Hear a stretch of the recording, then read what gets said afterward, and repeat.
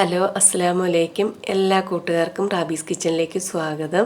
ഇന്ന് ഞാൻ വന്നിട്ടുള്ളത് തേങ്ങാപ്പാലോ പാലോ ഒന്നും ചേർക്കാതെ തന്നെ നല്ല ടേസ്റ്റി ആയിട്ടുള്ള ഒരു വെർമസലി പായസം തയ്യാറാക്കാൻ വേണ്ടിയിട്ടാണ്. അപ്പോൾ അതെങ്ങനെയാണ് ചെയ്തെടുക്കുന്നതെന്ന് നോക്കാം. അതിന് വേണ്ടിയിട്ട് റേഷൻ കടയിൽ നിന്ന് കിട്ടിയ കിറ്റിലെ വെർമസലിയും അണ്ടിപ്പരിപ്പും ഒക്കെയാണ് ഞാൻ ഉപയോഗിച്ചിട്ടുള്ളത്.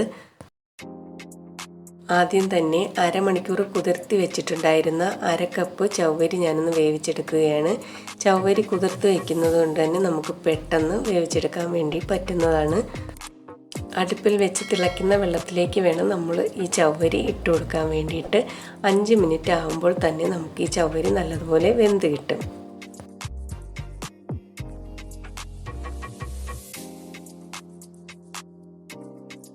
ചവ്വരി അത്യാവശ്യം ഒന്ന് വെന്ത് കിട്ടിയിട്ടുണ്ട്. ഇനി ഞാൻ ഫ്ലെയിം ഓഫ് ചെയ്യുകയാണ്.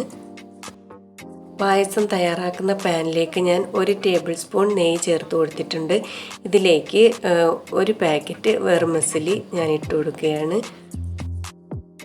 ലോ ഫ്ലെയിമിൽ വെച്ചിട്ട് ഈ വെർമസലി ഈ നെയ്യിൽ നല്ലതായിട്ടൊന്ന് മിക്സ് ചെയ്തെടുക്കണം.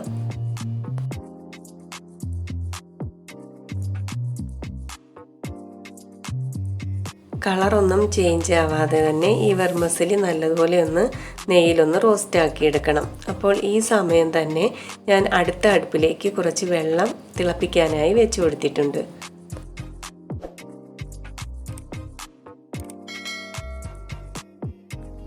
അപ്പോൾ അടുത്ത അടുപ്പിൽ തിളപ്പിച്ചെടുത്തിട്ടുള്ള വെള്ളം നമുക്ക് ഇതിലേക്ക് ഒഴിച്ചു കൊടുക്കാം. ഈ വെർമസലി മുങ്ങിക്കിടക്കാൻ പാകത്തിലുള്ള വെള്ളം ഒഴിച്ചു കൊടുത്താൽ മതിയേ. തിളച്ച വെള്ളം ഒഴിച്ചു കൊടുത്തിട്ടുള്ളത് കൊണ്ട് തന്നെ നമ്മുടെ ഈ വെർമസലി പെട്ടെന്ന് തന്നെ അങ്ങ് വെന്ത് കിട്ടും.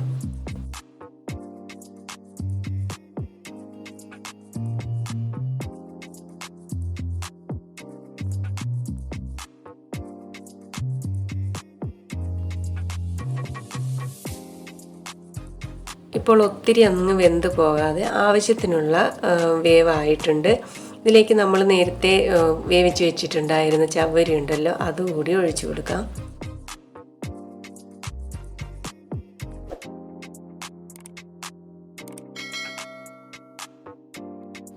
വെർമസലിയും ചവ്വരിയും ഒക്കെ നല്ലതുപോലെ ഒന്ന് മിക്സ് ചെയ്തെടുത്തതിന് ശേഷം ഇതിലേക്ക് ഒരല്പം ഉപ്പ് ചേർത്ത് കൊടുക്കാം.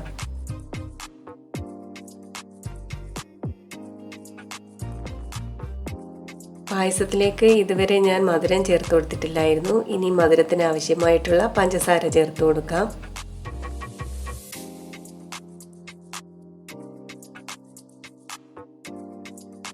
പഞ്ചസാര കൂടി ചേർത്ത് നന്നായിട്ടൊന്ന് മിക്സ് ആക്കി കഴിഞ്ഞു കഴിഞ്ഞാൽ പിന്നെ ഞാൻ ഇതിലേക്ക് പാലിനും തേങ്ങാപ്പാലിനും പകരമായിട്ട് ഉപയോഗിക്കുന്നത് പാൽപ്പൊടിയാണ്. ഇത് 6 ടേബിൾ സ്പൂൺ പാൽപ്പൊടി എടുത്തിട്ടുണ്ട്. ഇതിലേക്ക് കുറച്ച് ചൂടുവെള്ളം ഒഴിച്ചിട്ട് നല്ലതുപോലെ ഒന്ന് മിക്സ് ചെയ്തെടുക്കാം. ചൂടുവെള്ളം ഒഴിച്ചിട്ട് മിക്സ് ചെയ്യുമ്പോൾ പാൽപ്പൊടി നല്ലതുപോലെ അങ്ങ് മിക്സ് ആയി കിട്ടും. ഇനി ഇത് നമുക്ക് പായസത്തിലേക്ക് ഒഴിച്ചു കൊടുക്കാം.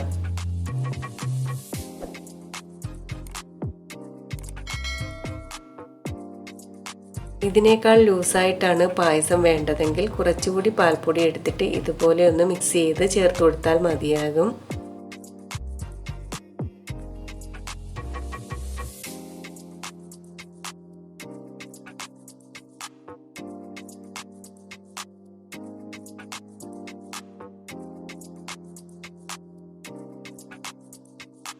പാൽപ്പൊടി കൂടി ചേർത്ത് പായസം തിള വരുമ്പോഴേക്കും ഫ്ലേവറിന് ആവശ്യമായിട്ടുള്ള ഏലക്കാപ്പൊടി കൂടി ചേർത്ത് കൊടുക്കാം. ഏലക്ക പൊടിച്ചത് കൂടി ചേർത്ത് കൊടുത്തിട്ട് ഇതെല്ലാം കൂടി നല്ലതുപോലെ ഒന്ന് മിക്സ് ആക്കി കഴിഞ്ഞ് കഴിഞ്ഞാൽ പിന്നെ നമ്മുടെ പായസം ഇവിടെ റെഡിയായി. ഇനി ഇതിലേക്ക് നമുക്ക് അണ്ടിപ്പരിപ്പും മുന്തിരിയൊക്കെ ഒന്ന് നെയ്യിൽ മൂപ്പിച്ചിട്ടാൽ മാത്രം മതിയാകും. അപ്പോൾ അതിന് വേണ്ടിയിട്ട് ഞാനൊരു പാൻ അടുപ്പിൽ വെച്ചിട്ടുണ്ട്. ഇതിലേക്ക് 1 ടേബിൾ സ്പൂൺ നെയ്യ് ചേർത്ത് കൊടുക്കുന്നുണ്ട്. കുറച്ച് അണ്ടിപ്പരിപ്പ് ഇതിലേക്ക് ഇട്ട് കൊടുക്കാം.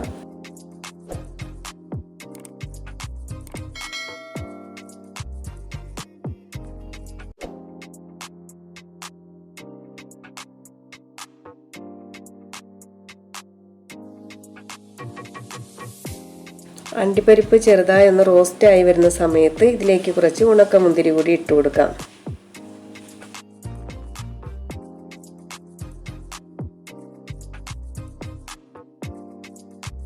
ഇപ്പം മുന്തിരിയും നല്ലതുപോലെ വീർത്ത് അണ്ടിപ്പരിപ്പ് മുന്തിരിയും നല്ലതുപോലെ റോസ്റ്റായി വന്നിട്ടുണ്ട്.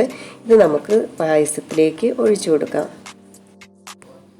വീട്ടിൽ പാലില്ലാത്ത സമയത്തും തേങ്ങാപ്പാലൊന്നും പിഴിഞ്ഞ് ബുദ്ധിമുട്ടാതെ വളരെ പെട്ടെന്ന് ചെയ്തെടുക്കാൻ പറ്റിയിട്ടുള്ള പായസമാണ്. നല്ല ടേസ്റ്റി ആയിട്ടുള്ള ഒരു പായസം തന്നെയാണ്. എല്ലാവരും ഒന്ന് ട്രൈ ചെയ്ത് നോക്കണേ.